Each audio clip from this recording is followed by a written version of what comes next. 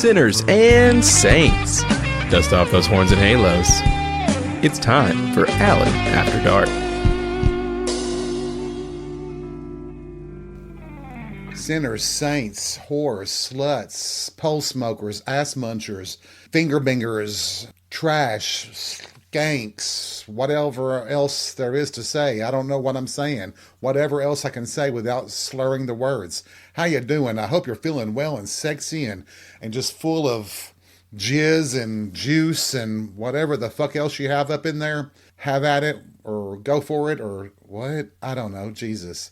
I gotta tell you, something happened in the grocery store this week that I won't say is an uncommon occurrence, but this time there was something that was significantly different. Now, every one of you, all of us, have seen butt crack, right? A guy bends over and his pants go way down, his underwear slides down, and you see half the ass in all its glory. This morning, there was a little bit more to it. Now, you guys know, and maybe some of the ladies that are listening, we men, we have this little area right above the crack of our ass, the lower part of the back, where some of us have a little patch of hair. It is very sexy on some guys, and maybe not so much on others, but that's a different story. This morning, I am in the cereal and yogurt section of the supermarket. I come around the aisle to that side, and there is a guy stocking the shelf, but he is bent over down to the floor near the lowest shelf, and wahoo, there is an entire ass crack. I mean, almost the entire butt. I gotta say, it was the hairiest ass I have ever seen.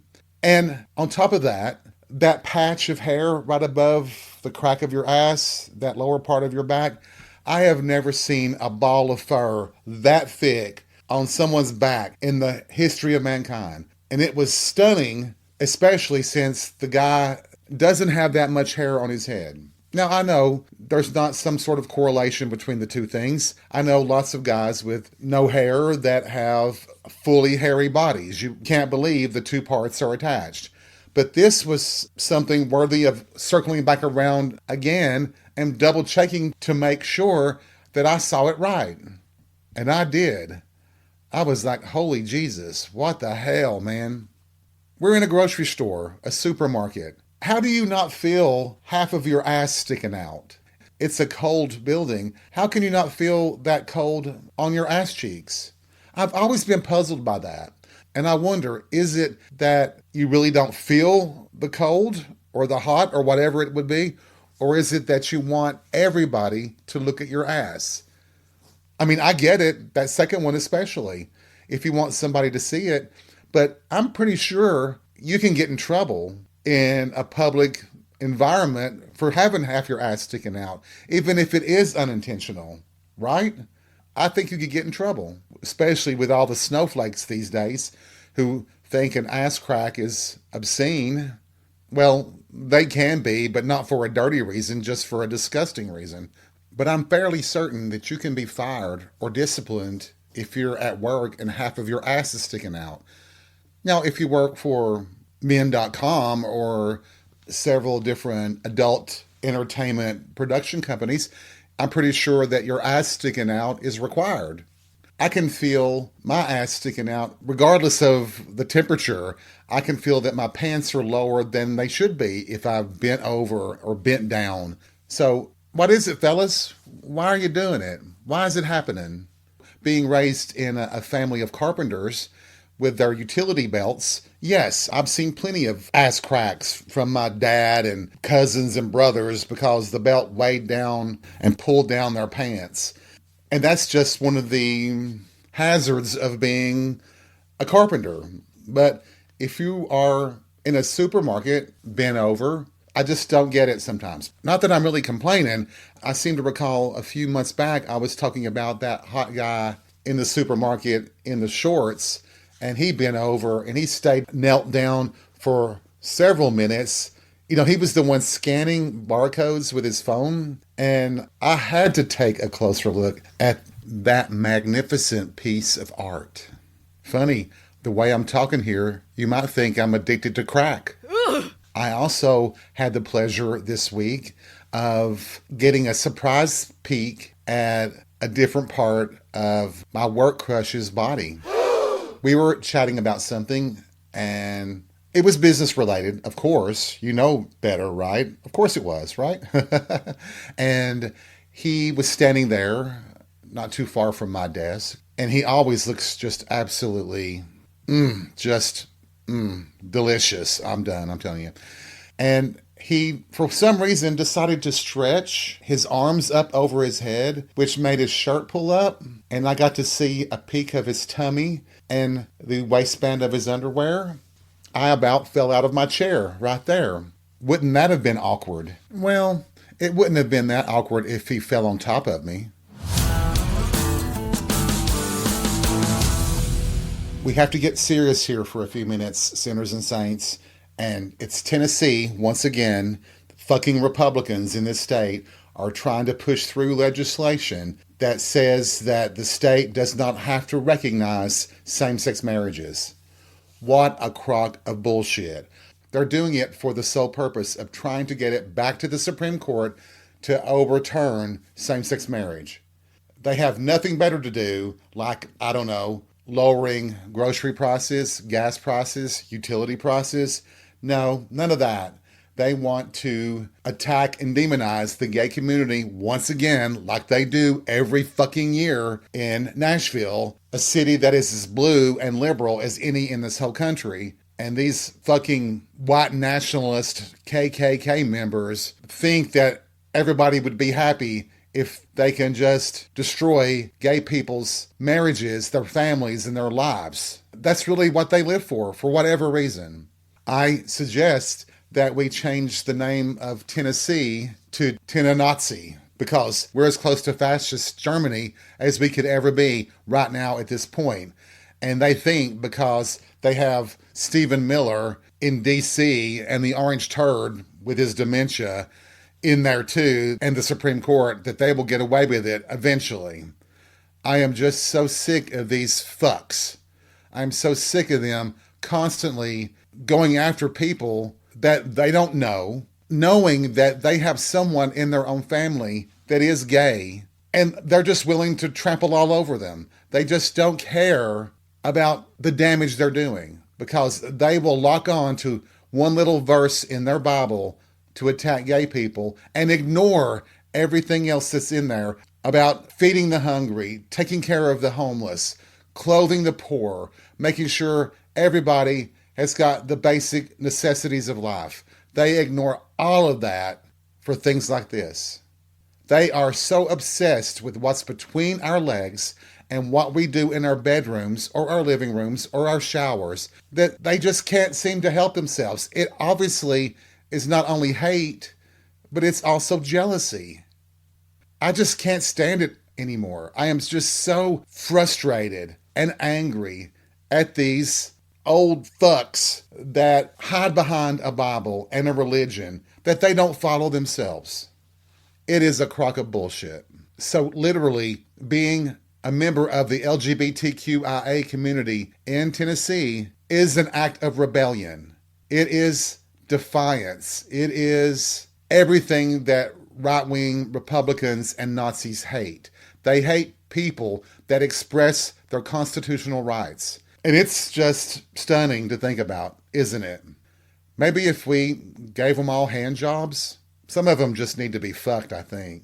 You know, it's so funny, isn't it, where they have all these big Republican or right-wing conventions and things that Grindr always crashes because there's so many closeted assholes that are looking for dick, and they hide behind conservatism, Nazism, fascism, Republicanism to disguise it, to camouflage themselves. Isn't the hypocrisy, it just makes you shake your head. I mean, just with amazement that they think that they can do these things and nobody notice and pretend like there's some sort of a leader in morality that justifies them doing these things, passing this type of legislation. I always make them mad when I have a confrontation with them. I will say something like, okay, fine, you get everything you want. You have every gay person in a concentration camp or dead. They can't get married. You have women in prison for having an abortion or a miscarriage. You get everything you want. You put your 10 Commandments in the school system. You force your religious beliefs on everybody else. But still, grocery prices, gas prices, utility prices are through the roof. What are you going to do to fix the real problems that people are facing, you rat fuck sons of bitches? We're talking about the people that are defending the billionaires and millionaires, the politicians, the businessmen whose names appear in the Epstein files. They are defending literal pedophiles, sex traffickers, and think that they can condemn the LGBTQIA community? Seriously? On what moral authority do you have to attack anything that a gay person does in this country when you are defending scumbags like that? I just don't know how they look at themselves in the mirror and think that they're justified and think that they're doing the things that their religion says they should do. I really wish someone could explain it to me. Can any of you explain it to me other than their arrogance, their desire for power, and they see this method as a way to get it? Every time I hear someone in the Republican Party talk about protecting children, well, you know that that's nothing but lies and a political maneuver, because if they really wanted to protect children, everybody that they know are connected with Jeffrey Epstein would be in prison already, and they would do something to prevent school shootings. It's never been about protecting children. It's always been about gaining more power. And my God, here in the Bible Belt, you fucking idiots are just dragged around by the nose. A bunch of fucking sheep who can't think for yourself and can't apparently see for yourself everything that's in your face. It's literally, you can't see the forest for the trees. It is right in front of your face, and you are just pretending like you don't see it. QAnon folks, yo, where you been at? Aren't you all the ones that spread the conspiracy theory that Hillary Clinton ran a child sex trafficking ring in a basement of a pizza parlor, and you based it on emails that was about ordering pizza? Somehow you can make that connection, which was all proven false. Remember, one of your QAnon people showed up at that pizza place with a weapon and realized that there was nothing there. But you see all this information and you can't add 2 and 2. I'm going to be sarcastic here. So QAnon, the goal really was just to spread a conspiracy theory that you knew was a lie, just to damage and destroy Hillary Clinton. But then when it turned out that your conspiracy theory was actually true, it's just that you're a precious orange god and half the Republican Party and most billionaires are on the list, you just decided that you didn't want to talk about it anymore. Very ironic, isn't it, that you were hoping to spread a lie that turned out to be true? But I'm just saying. And if you still support the Republican Party or any Democrat that might defend Jeffrey Epstein or anybody on the list, fuck you. How can you claim any righteous indignation about anything else that happens in this world? You can't. Hypocrite isn't a strong enough word to describe what you're doing, you stupid fuckface assholes. You are literally defending men that were trafficking children as young as 9 years old. Even if we say, what if it was your daughter or your son? That doesn't even seem to matter anymore. It almost sounds like you would be willing to say, well, as long as it's Donald Trump raping them, I'm okay with it. See how offensive that sounded? Are you offended yet, bitches? Well, that's what you're saying about other people's children.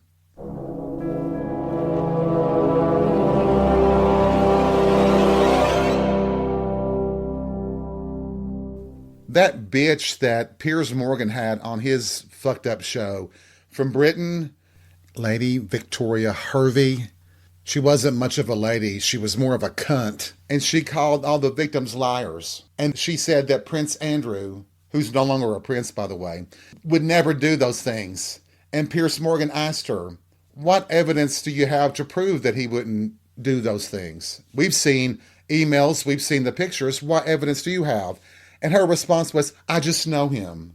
And she expected people to take that as gospel? Seriously? Seriously. When you start thinking about all this stuff, especially Epstein, and I know I didn't think I'd ever talk about this bullshit, but we have to because heads need to roll. But it was the legendary James O'Brien on LBC in Britain who made the point that most of us in the United States didn't consider at first. When Andrew was hanging out with Jeffrey Epstein, he would have had his security detail with him. All those people, they would have seen some of the stuff that was going on, and they never said anything. And you have to say, even Queen Elizabeth, King Charles now, they had to know more about what was going on, didn't they? Just like in this country, you think Melania Trump, that skank bitch, doesn't know anything? She is up to her fake tits in this mess. She is all over the Epstein files. She considered Ghislaine Maxwell a friend. She considered Jeffrey Epstein a friend. We've all seen the pictures. And we're supposed to take moral guidance from these bitches? Seriously? I would say that we would be more likely to get moral guidance and advice that would be more believable from a fucking serial killer. I mean, one of the things that always gets under my skin the most, that makes me the most angry, is when Republicans and anti-gay people try to paint gay men as pedophiles. When all the data statistically show that gay men are very protective of children, that children are by far safer around gay people in general than they would ever be from, well, married heterosexual men. It really is a way for them to try to demonize the community, as they've always done, even when the evidence is right in front of your face. Doesn't it feel like on the Republican side, with especially MAGA, it's almost like they look at it as a football team or something, that you live and die by them no matter what they do? It just feels that way, like it's a competition and you have to win, and it doesn't matter how bad your players are. You're going to stick with them no matter what. It's not even about accomplishing things that make your life better. It's really like a competition, and it befuddles me. I'll admit that I vote exclusively for Democratic candidates, but it's because the Democratic Party and most of the ones running for office match my beliefs, my goals, my wishes. They are supportive of the things that I believe in. If they didn't, I wouldn't be voting for them. I just know that through basic common sense, that my life is safer and more viable with a Democratic president, a Democratic Senate and Congress, and Democrats in every level of office than it ever has been with Republicans. You may think that I'm crazy. I don't know how you can when I have the basic experiences of my life as evidence that my life has been better under Democratic administrations. I mean, that's enough for me right there. If a Democrat was anti-gay, anti-woman, I wouldn't have anything to do with them. I would not vote for them, clearly. I'm sure as hell not voting for a Republican as that party stands now. My God, they will defend and protect pedophiles. They only live and work for the super rich. There's nothing that they have passed or even tried to pass that benefits the average American citizen. I don't know how much more you have to see to understand that, but at this point, if you are in that party and you defend any of these pedophiles, I'm washing my hands of you. And I think a lot of people are doing that. And I understand absolutely why. I think it's a no-brainer. Why would you ever support garbage like that? Goodness gracious, what an episode this week, huh? You never know what you're going to get with Alan After Dark. I hope that I provoked thought this week, and I hope that I made you as mad as I am. But always, always remember, take life by the balls and be real. We'll see you soon.